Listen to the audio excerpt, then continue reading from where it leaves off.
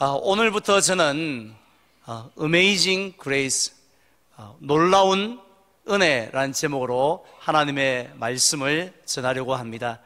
코로나19 사태로 인해서 이전에 우리가 상상하지도 못하였던 많은 변화들을 우리는 한꺼번에 경험을 하고 있습니다. 교회 예배도 예외가 아닙니다. 이렇게 불편하고 답답한 마스크를 쓰고 성도님들과는 2m 거리를 둔 채 예배를 드립니다. 저기 보니까 신혼부부도 2m 예외 없이 떨어져서 예배를 드립니다. 늘 항상 이 자리에 앉아있던 찬양대도 없고요. 그리고 평생 예수를 믿으면서 주일날 교회에 한번 빠지면 죽는 줄 알고, 그래서 국가시험도 치지 아니하고 친척 잔치도 가지 않았던 그런 성도님들이 벌써 8주째 두 달이 가깝도록 가정에서 영상으로 예배를 드리는 분들도 계십니다. 이렇게 정말로 많은 것들이 변화되어지는 가운데서 하나님께서 보실 때에 당연히 변화되어야 하는 것도 있겠지만 절대로 변화되어지지 않아야 할 것들도 또 있는 줄 압니다. 그렇다면 우리가 반드시 당연히 변화되어야 할 것들은 어떤 것이 있을까요? 저는 바로 우리의 영적인 모습이라고 생각합니다. 즉 우리의 겉사람이 아니라 속사람의 모습이 다른 어떤 변화보다도 급격하게 변하기를 하나님이 원하시는 줄 믿습니다. 흔히들 이런 말씀들 많이 하시죠. 사람은 정말 변하지 않는다고 하세요. 우리의 겉모습은 모르겠지만 우리의 성격을 한번 돌아보십시오. 우리의 습관을 한번 생각해 보시면 그 말이 일리가 있는 말이다. 진짜 사람 변하지 않는다 하는 것을 우리가 공감하게 되었습니다. 그런데요, 우리의 성격이나 습관보다도 더 정말 변하지 않는, 마치 금강석같이 늘 그 모양 그 모습으로 있는 것이 저는 우리의 영적인 모습이 아닌가 생각을 합니다. 실제로 우리의 영적인 모습은요, 시간이 많이 흐른다고 해서 저절로 변화되는 것이 아닙니다. 우리가 얼마나 수련회나 부흥회를 많이 참여해 봤습니까? 그런다고 해서 자동으로 변화되는 것도 아닙니다. 심지어는 죽음이라는 엄청난 사건이 우리 눈앞에 쑥 다가왔다고 해서 그 순간에 확 내가 뒤집어져서 완전히 새로운 사람이 되는 것도 아닌 것 같습니다. 그렇다면 경험적으로 우리 성도님들 지금까지 신앙생활을 해보시면서 경험적으로 어떻게 하면 언제 사람이 변화되어집니까? 그 사람 많이 달라졌다. 완전히 새 사람 됐다. 언제 그런 일이 일어납니까? 하나님의 놀라운 은혜를 경험할 때인 줄 믿습니다. 마치 자식과 같습니다. 우리 자녀들이 언제 철이 듭니까? 부모님의 은혜를 경험하게 될 때, 그때 내가 이래 살면 안 되지 하고 철이 안 듭니까? 그런데 부모님의 그 놀라운 은혜를 경험하지 않으면요, 곧 어버이날도 다가옵니다만은 어버이날 선물하고 하는 모든 것들이 사실은 이게 진심에서 우러나왔다라고 말하기가 어렵다는 거죠. 진짜 효도는 이 부모님의 은혜를 깨달을 때 그때 나오는 것처럼 마찬가지로 하나님의 은혜를 제대로 경험하게 되어지면 변하지 말라고 해도 속사람이 변화되어질 줄 믿습니다. 혹시 김대두라는 사람의 이름을 기억하십니까? 제가 초등학교 5학년 때였습니다. 1975년에요. 이 사람은 그 무시무시한 도끼를 가지고, 아침부터 이런 얘기해서 죄송합니다만은 이 도끼를 가지고 무려 17명의 사람들을 살해했던 사람입니다. 그런데 그가 그 다음해인 1976년 12월에 이제 사형이 집행이 되어지는데요. 그때 마지막으로 우리에게 보여주었던 그의 모습은 무시무시한 소름이 끼치는 그런 희대의 살인마가 아니었습니다. 순한 어린 양같이 하나님을 예배하는 그런 모습으로 변화되어져 있었던 겁니다. 그는 마지막 순간에 찬송가 387장 예수 예수 내 주여 곧 가까이 오셔서 떠나가지 마시고 길이 함께 하소서라는 찬양을 부르고 눈을 감았습니다. 이렇게 희대의 살인마가 새로운 피조물로 바뀌게 되어진 이유가 무엇입니까? 비록 짧은 기간이었지만 하나님의 놀라운 은혜를 경험했기 때문인 줄 믿습니다. 따라서 저는 오늘부터 하나님의 은혜가 정말 강같이 흘러 넘친다라고 해도 과언이 아닐 정도로 하나님의 은혜를 잘 보여주는 성경 66권 가운데서 가장 하나님의 은혜를 쉽게 경험할 수 있도록 해주는 성경인 오늘 본문 로마서를 통해서 하나님의 말씀을 나누려고 합니다. 실제로 영국에 가면 대영 박물관이라는 아주 대단한 박물관이 있는데요, 그곳의 관장이었던 필립이라는 사람은 이런 말을 했습니다. 전 세계를 다 준다 할지라도 이 대영 박물관과는 바꾸지 않겠다. 하지만 사도 바울이 쓴 로마서, 친필로 쓴 로마서 한 장, 원본 한 장만 있어도 이 박물관과 기꺼이 바꾸겠다라고 말할 정도였습니다. 이렇게 귀한 우리 로마서를 통해서 저와 여러분들이 하나님의 놀라운 은혜를 새롭게 경험하고, 그래서 우리의 속사람이 주님 원하시는 모습으로 변화되어지는 귀한 시간들 되시기를 주님의 이름으로 축원을 드립니다. 누가복음 15장에 보면 그 탕자가 나오지 않습니까? 그런데요, 이 사도 바울이 쓴 로마서 1장, 2장 그리고 3장에도 보면은 3명의 탕자가 등장합니다. 누가복음에 나오는 탕자의 이름이 무엇인지 알 수 없듯이 이 로마서에 나오는 3명의 탕자도 이름이 무엇인지는 알 수가 없습니다. 그래서 제가 임의로 이름을 한번 붙여보았습니다. 첫 번째 탕자는 열심히 쾌락을 즐긴다고 해서 연락이라고 붙여봤고요.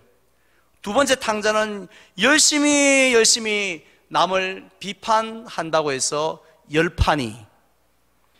마지막 세 번째 탕자는 열심히 의의를 행한다고 해서 열이라고 한번 지어 보았습니다.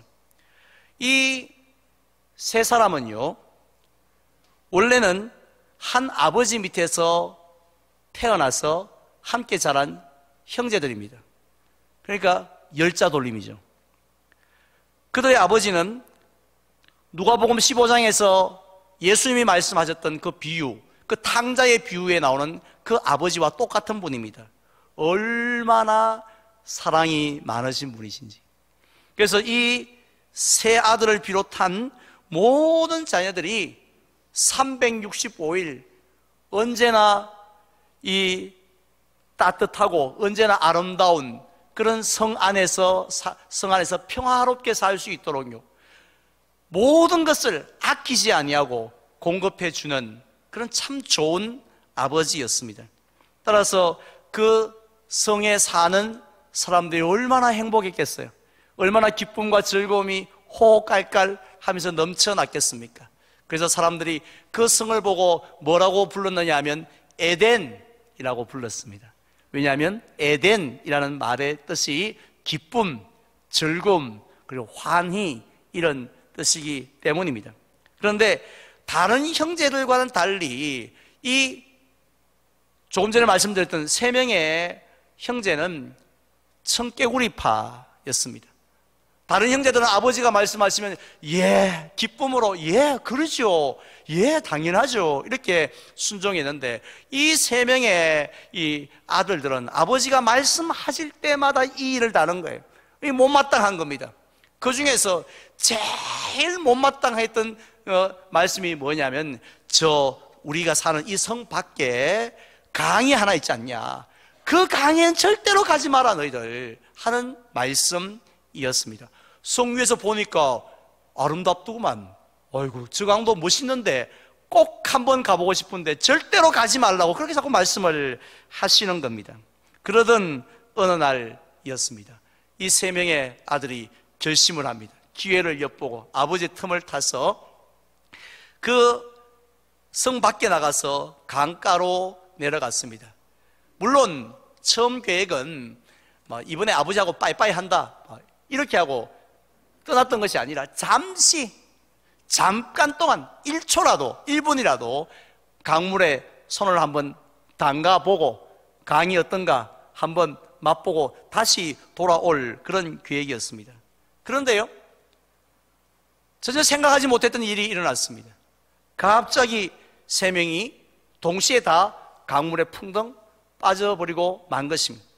그런데 보기와는 달리 강물이 어찌나 깊던지, 그리고 또 그 물살이 얼마나 세던지, 가시가 빠져도 내가 초원에서 배운 개헤엄해도 충분히 빠져나오겠다, 우리 세 명인데 서로 도움이 되지 뭘 못할 거 있노, 이러고 이제 당당하게 생각했는데 막상 빠지고 나니 장난이 아닌 겁니다. 그들이 아무리 힘을 써도, 아무리 개헤엄을 해도 빠져나오지 못하겠다는 생각이 듭니다. 그래서 그는 하는 수 없이 소리칩니다. 살려주세요, 살려주세요, 여기 열판이 열이 빠져 있습니다, 살려주세요 라고 소리쳤지만 아무런 소용이 없었습니다. 결국 그들은 급류에 휩쓸려서 하루로 떠내려 갔는데, 겨우 정신을 차리고 나서 일어서 보니 그들이 도착한 곳은 한 번도 와보지 아니한 아주 낯선 곳이었습니다. 분명히 그들의 아버지와 같이 살았던 성읍과 너무 다른 곳이었어요.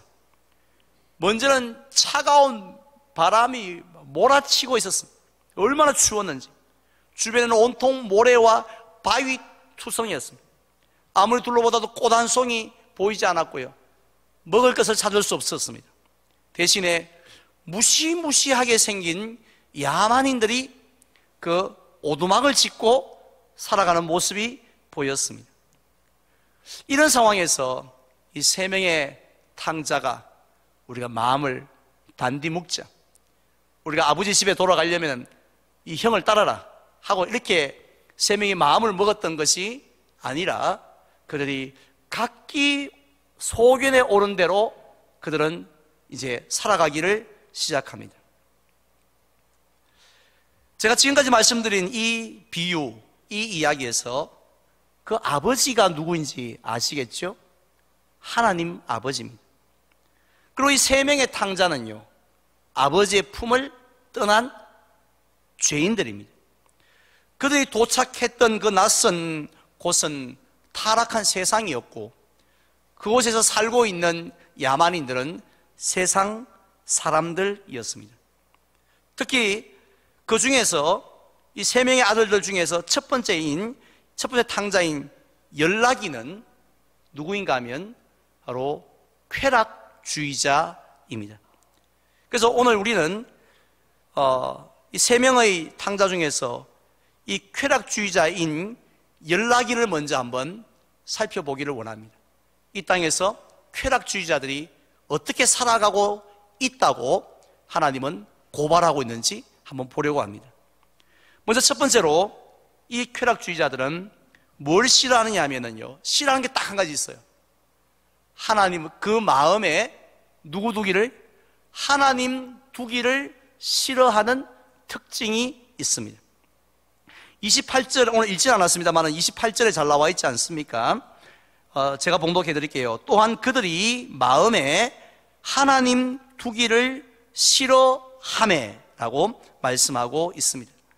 제가 비유해서 말씀드린 그 연락이는요, 처음부터 하나님을 싫어했던 것이 아니었습니다. 처음에는 아버지를 떠나서 왔다는 것이 마음이 결코 편할 리가 없었습니다. 아버지가 그렇게 가지 말라고 했는데 그 말씀을 어기고 갔던 것에 대해서 그것을 생각하니까 너무 죄송하고 두려웠고요. 그리고 또 이 아버지의 품을 떠나서 엉뚱한 동네에 와 있는 이것이 너무 불안하고 또 이 걱정이 되었습니다. 그리고는 아버지가 함께 살던 그 성이 너무 따뜻했는데, 너무 아름다웠는데 하면서 그리운 마음이 들었습니다. 그런데 시간이 하루 이틀 지나가면서 이 연락이의 눈에 누가 보기 시작했느냐 하면 아주 재미있게 살아가는 그 주변의 야만인들이 보이기를 시작했습니다. 그리고 그들을 향하여서 한 걸음 한 걸음 더 다가가고 있는 자신의 모습을 발견하게 되었습니다. 왜냐하면 그 야만인들이 가지고 있는 인생 철학과 자기가 가지고 있었던 인생 철학이 딱 너무 잘 맞는 거예요. 그러니 코드가 맞다 그러지 않습니까? 나하고 같은 스타일, 나와 똑같은 사람들이 여기 있네 하는 생각이 드는 거죠. 그들의 인생 철학이 무엇인지 아십니까? Enjoy your life. 너의 인생을 즐기라는 것입니다. 뭐 인생 별거 있냐는 거죠. 한 번뿐인 인생인데 뭘 그렇게 불편하고 힘들게 사느냐고. 그냥 즐기고 싶은 것이 있으면 즐기라고. 하고 싶은 일 마음껏 하면서 그렇게 인생을 살아도 부족할 인생인데 뭔 그렇게 눈치를 보며 법을 지키며 사느냐 하는 것이었습니다. 정말 그들은요, 하고 싶은 대로 하면서 살고 있었습니다. 사실 아버지 집에 있을 때는요, 그렇지 못했습니다. 해야 할 일들도, 니는 반드시 해야 된다라는 일들도 너무 많았고, 이건 절대로 해서는 안 된다는 그런 것도 너무 많았다는 것이죠. 선이 얼마나 많은지, 담들이 얼마나 많은지 답답해 죽을 지경이었는데 여기는 선도 없고 담도 없습니다. 그래서 그들은 하고 싶은 말이 있으면 거침없이 다 하면서 살았습니다. 하고 싶은 행동이 있으면 거침없이 조금도 주저하지 않고 했다는 것이죠. 대구는 독립해서 일본으로 가라, 이런 말도 하고 싶으면 거침없이 하는 거예요. 그런데도 누구 하나 그런 말 하면 안 돼, 어떻게 그런 말 하면 안 되지, 어떻게 그런 말 했어, 이렇게 간섭하거나 책망하는 것이 아니라 아무도 거기에 대해서 그의 말을 트집 잡지 않는 겁니다. 무슨 행동을 하더라도 다 신경을 쓰지 않는 겁니다. 그러자 이 연락이는요, 그토록 그리워했던 아버지 집이 점점 싫어지고 여가 좋은 겁니다. 그보다는 여가 더 좋은 겁니다. 그리고 또 그러다 보니 아버지라는 그 존재 자체가 너무 불편해지기 시작한 거예요. 더 이상 아버지를 생각하고 싶지 않았습니다. 그러다 보니 아버지를 찾지도 않게 되었던 것입니다. 이것이 바로 사도 바울이 볼 때 이 땅에서 열심히 쾌락을 즐기며 살아가는 그런 쾌락주의자들의 모습이라는 것이죠. 그들은 처음에 하나님을 떠났을 때는요, 하나님의 품을 떠나서 말씀을 어겼을 때는 가슴이 두근반 세근반, 야, 이러다가 내가 이 죄 지었는데 하나님께서 벼락을 내리는 게 아닐까 해서 뭐 주일 한번 빠져도, 뭐 11주 한 번 안 내도 막 조마조마하고 막 부들부들 떨리는 겁니다. 그런데 하루 이틀 하고 싶은 대로 살다 보니 그게 재미가 있고 그게 기쁨이 있고, 그래도 아무 문제가 생기지 않는다는 생각을 할 때에 하는 순간 하나님이 싫어지기 시작했고요, 하나님이 불편해지기 시작했고, 교회가 불편해지기 시작을 했습니다. 자, 그래서 그들은 오늘 말씀해 보니까 어떻게 행동했다고 했습니까? 21절 말씀 보십시오.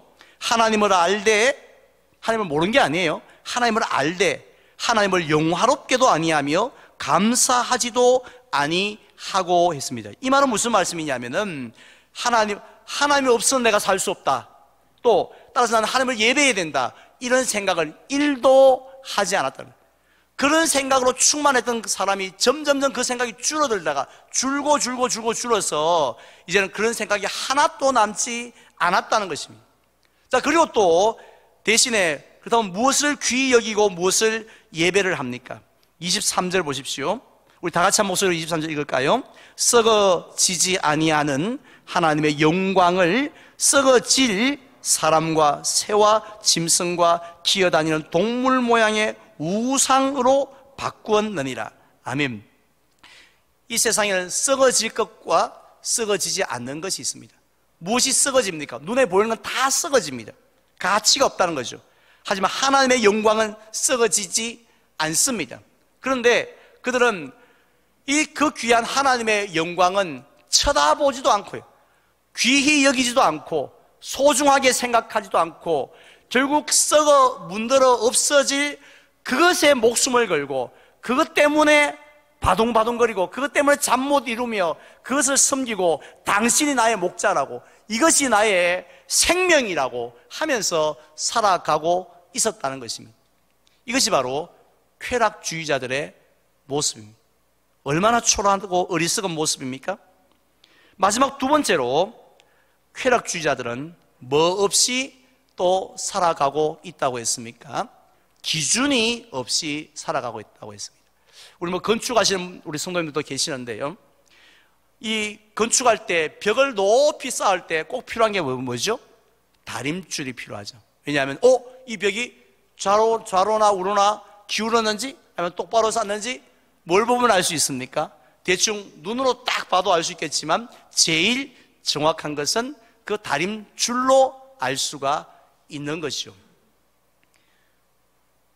그런데 만약에 그 다림줄이 없다면 어떻게 되겠습니까?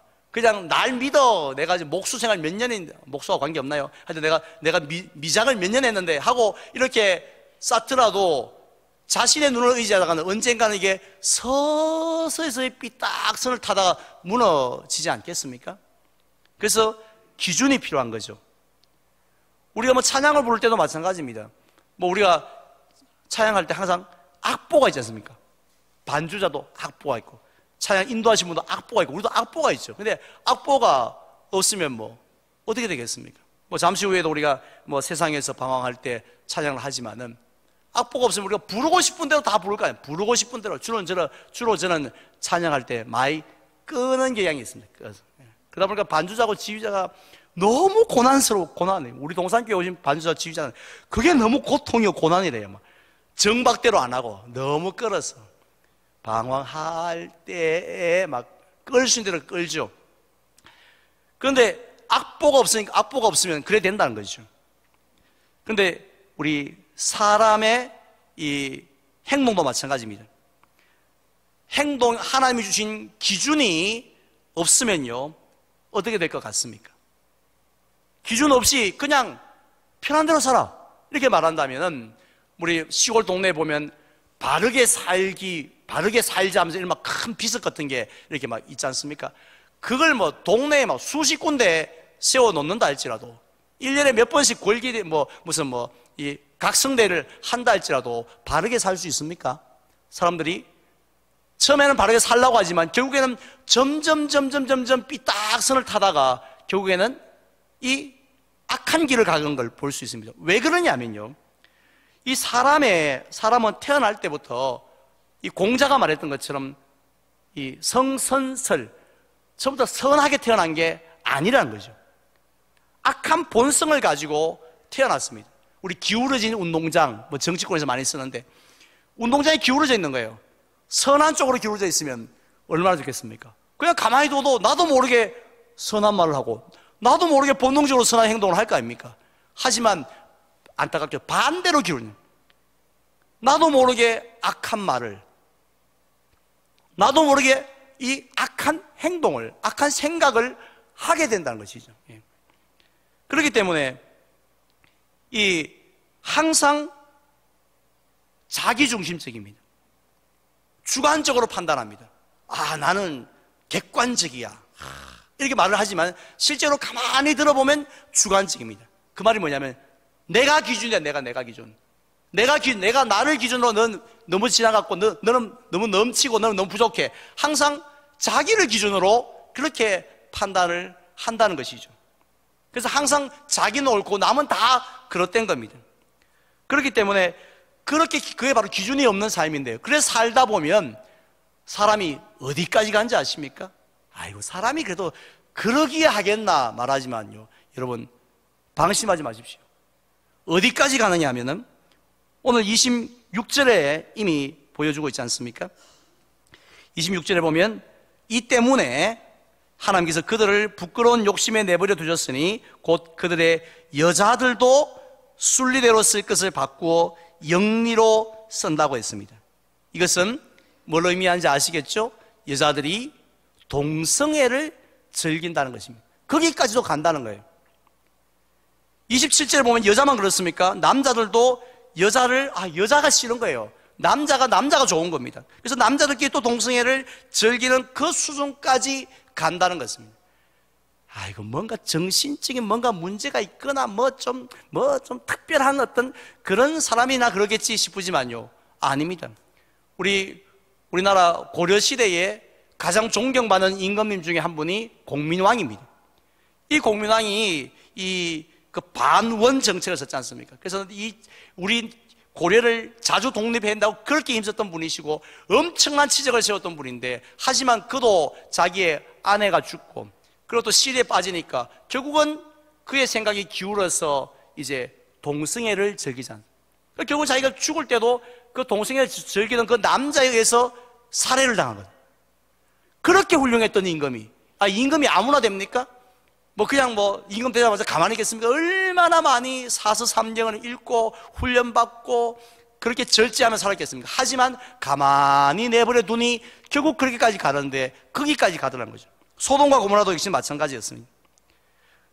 뿐만 아닙니다. 오늘 읽지 않았지만 29절 이하에 보면 무려 21가지의 죄의 열매를 저절로 맺게 된다고 했습니다. 그리고 더욱더 기가 막힌 것은 32절 끝부분에 보면 이런 말을 합니다. 우리 다 같이 함께 읽겠습니다. 32절입니다. 그들이 이 같은 일을 행하는 자는 사형에 해당한다고 하나님께서 정하심을 알고도 자기들만 행할 뿐 아니라 또한 그런 일을 행하는 자들은 뭐 하다요?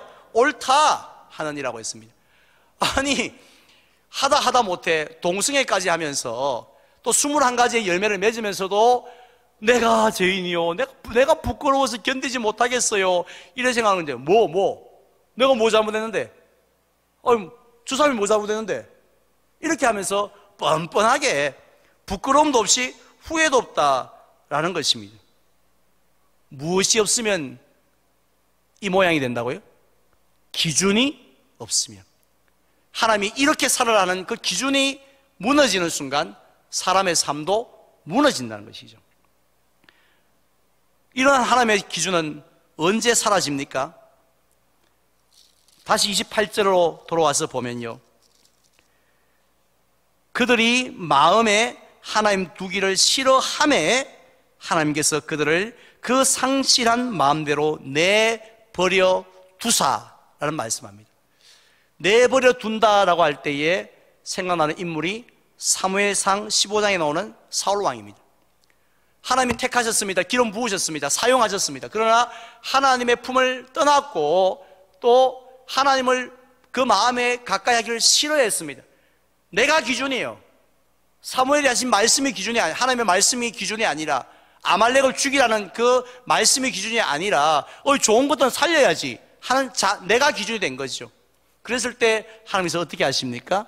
그를 내버려 두십니다. 당장 벼락을 쳐서 그냥 벌을 내는 게 아니라 그냥 내버려 두세요. 그게 저주입니다. 내버려 두니 어떻게 했습니까? 기울어진 운동장이라서 결국 내려가다가 길보아 전투에서 요나단을 비롯한 사랑하는 아들들과 함께 동시에 전사를 하지 않습니까? 볼 때 하나님이 내버려 두면요, 그게 저주입니다. 하나님이 내버려 두지 않는 것, 치시더라도 내버려 두지 않는 것이 은혜인 줄 믿으시기를 바랍니다. 결국 그 저주의 끝자락에 무엇이 기다리고 있습니까? 사울 끝자락에 사망이 기다리고 있었던 것처럼 죄의 삭은 사망이라고 했습니다. 그 사망이 무슨 사망이죠? 바로 영원한 죽음이죠. 영원한 지옥 형벌을 이야기하는 겁니다. 이게 바로 첫 번째 탕자였던 열나기의 삶이라는 겁니다. 저는 이제 말씀을 맺으려고 합니다. 오늘 로마서 첫 번째 시간인데요, 로마서에 나오는 세 명의 탕자 가운데 열심히 쾌락을 즐기는 열나기의 이야기를 들려드렸습니다. 우리는 쾌락주의자 하면 제일 먼저 누가 떠오르죠? 어떤 사람들이? 지금 계속 제가 쾌락주의자 열나기 하니까 그 사람들 하면서 생각이 분명히 났을 겁니다. 첫 번째 사람들은요, 성적으로 타락한 사람입니다. 예를 든다면은 조금 전에 말씀드린 동성애자, 또 부부 세계에 나오는 이 외도하는 그런 사람들, 이런 사람들을 우리가 쾌락주의자 이렇게 생각을 하죠. 또 누가 생각납니까? 중독자. 여러 가지 중독이 있겠죠? 대표적인 게 알코올 중독, 술에 중독되어 있는 쾌락주의자, 마약에, 도박에, 포르노에 중독되어 가지고 이걸 끊어낼 수가 없는 거예요. 그게 중독 아닙니까? 자기가 매여 있는 거 끊어낼 수가 없는 겁니다. 어떤 사람은 요즘 청소년들은 게임에 안 끼워 앉으면 게임에 중독돼서 벗어나지 못하는 거죠. 스포츠에, 취미에 어느새 자기도 모르게 풍덩 빠져서 중독되어져 있는, 돈에 중독되어져 있는, 우리 그런 사람들 보고 아이고 쾌락주의자. 그 말은 뭡니까? 난 쾌락주의자가 아니요, 쾌락주의자고 난 수준이 달라, 이런 생각을 우리가 한다는 거죠. 그런데 하나님께서 보실 때는요, 그게 쾌락주의자가 아닙니다. 쾌락주의자의 기준이 뭐냐면은 하나님을 그 마음에 두기를 싫어하는 사람은 모두 다 쾌락주의자입니다. 왜요? 오늘 본문에 나왔지 않습니까? 그들은 열나기처럼 하나님을 경배하는 것이 아니라 썩어질 우상을 경배하며 살아갑니다.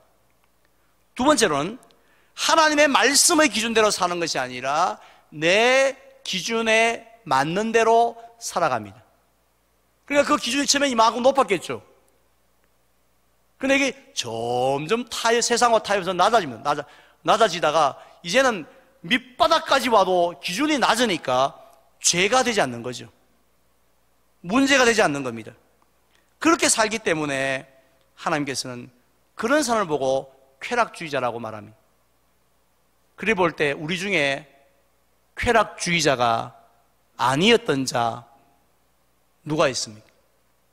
다 우리는 열나기 같은 삶을 살아왔고 살아가고 있습니다. 바로 이러한